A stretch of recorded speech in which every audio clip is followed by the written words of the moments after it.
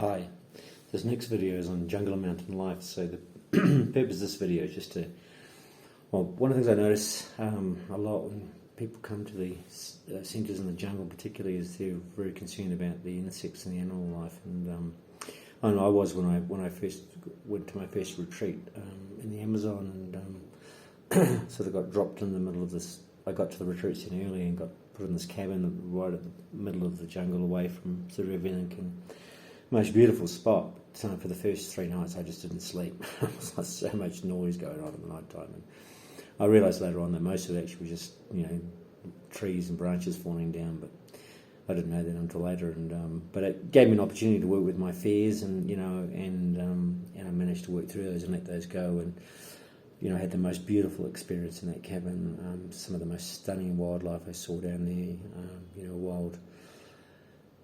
Wild otters, and there's all sorts of different varieties of monkeys, different things like this, and hummingbirds, and the most beautiful butterflies, red ones and blue ones, and green ones and yellow ones, and different fish, and just all sorts of things. So, I think if I got over those fears, I wouldn't have experienced, that beauty.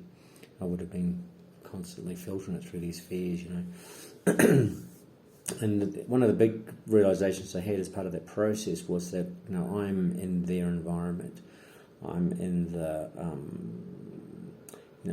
I guess subconsciously I realized I had this kind of idea that, I'm a man and I can come in and control everything. Well, can't do that in the jungle. Everything's so alive, and just everything's growing and thriving and moving and things. And so, I kind of accepted in the end that I was part of the environment, and that as a result of that, just became a lot more conscious about where, how I was walking, my footprint and things like this. And I actually started wearing bare feet intentionally, so it forced me to be conscious of where I was walking, stand on a stick or stand on an ant, whatever, things like that. So it was a very good practice of being present. It's a very good practice of being present, and going back to that idea of retreating keeps us out, or keeps us in, I should say, because we're very much focused in on the moment.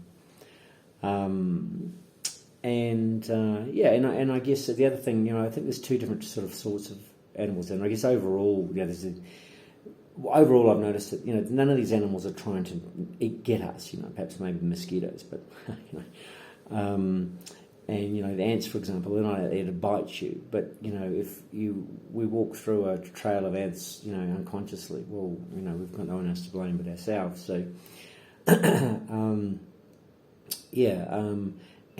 things like snakes and spiders, which again, they're not out to get you or get us, But if we're stumbling around and we're not conscious of where we're standing, and we'll put our hands or what we're lifting up or whatever, well, we're running the risk that we might, that something might happen. So, it's the beauty of this is that it's just another one of these things that's going to come up as part of your process, and something you'll get to see your own fears around being in this sort of environment. You get the opportunity to work through them and hopefully get to experience. The jungle in a whole different way. And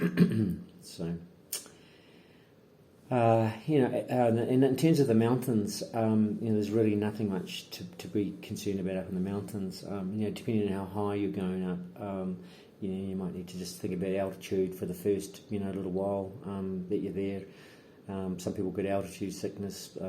Coca is the main remedy over here. Coca tea and things like that for working through that.